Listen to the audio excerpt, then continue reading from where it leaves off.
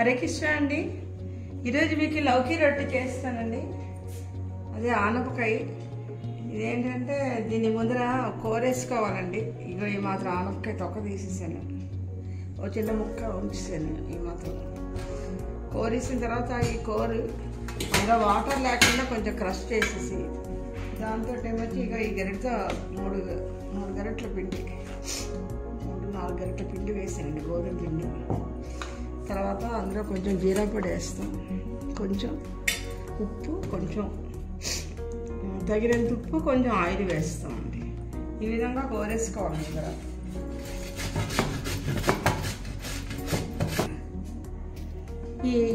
ఈ ఆనపకాయ కోరేనండి. ఒక ముక్క ఎక్కువ అవుతుందని ఉంచేసాను, ఒక ముక్కే సరిపోయింది. ఈ మధ్యలోని ఇలా గింజలు గట్ట వస్తే రొట్టె చిరిగిపోతుంది కదండి, అది వేయలేదు. అంటే మిక్సీ తిప్పివచ్చు, కానీ నేను ఇలా కోరేసి వేస్తాను. ఈ కూరని ఇలా ఈ పుల్లగుమిడి కూరలోని ఇలా క్రష్ చేస్తే వాటర్ అంతా వచ్చేస్తుంది. అప్పుడు మనం కలిపినప్పుడు చూసుకొని ఆ వాటర్ వేసి కలిపివచ్చండి. ఇగోటండి ఇది వేస్తాను. ఇగో ఈ మాత్రం ఉప్పు వేస్తాను చూడండి, కొంచెం వేస్తాను. ముందర వేసాను నేను. పసుపు ఇష్టమైతే వేసుకోవచ్చు. అలాగే కొంచెం జీరా వేచేసి పొడి చేశానండి. ఇగో ఈ మాత్రం వేస్తాను.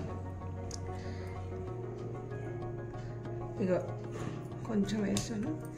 ఇది ఇప్పుడు ఈ తడికి ఇది సరిపోతుంది.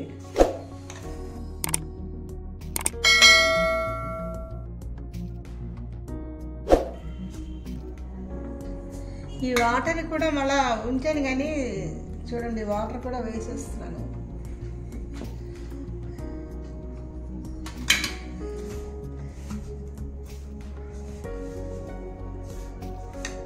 ఇగోటండి ఒక చెంచాడు నీళ్ళు కలిపానండి. ఆ తడికే కరెక్ట్ సరిపోయింది. జస్ట్ ఒక్క చెంచాడు, ఎక్కువ వద్దు, మళ్ళా పలుచన అయిపోతుంది.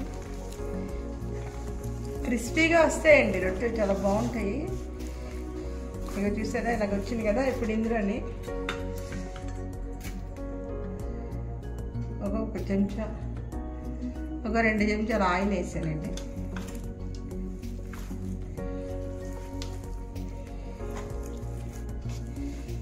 ఇలా కలిపేసి ఒక 2 నిమిషాలు ఉంచుకొని రొట్టె ఒత్తుకొని పెనం మీద కాల్చేసుకోవడం అండి.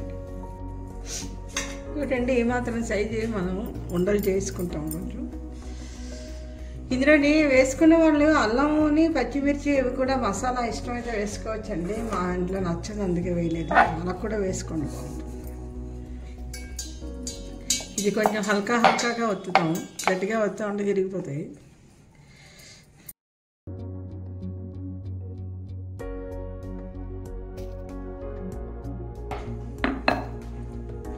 ఏమిటండి ఇలా పొలటగా ఒత్తి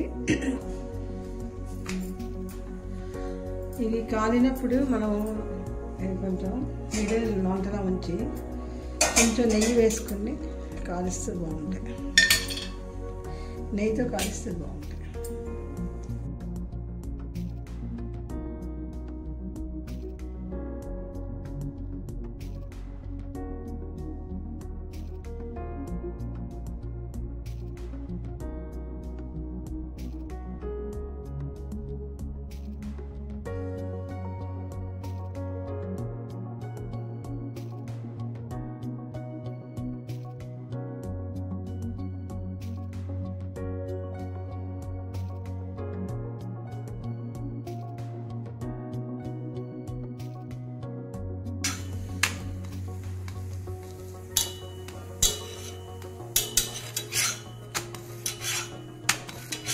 ఇంకోటండి ఈ విధంగా కాలేనట్టు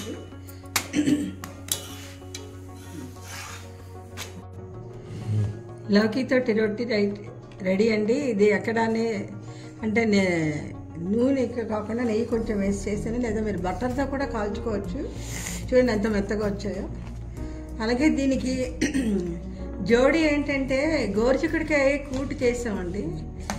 ఇది నంచుకొని తింటే బాగుంటుంది, లేదా పెరుగుతో కూడా కొందరు నంచుకుంటారండి. ఇది చాలా ఒంటికి మంచిదండి లౌకీ రొట్టి. మీరు కూడా ట్రై చేస్తారనుకుంటాను. హరే కృష్ణ. కామెంట్ చేయండి.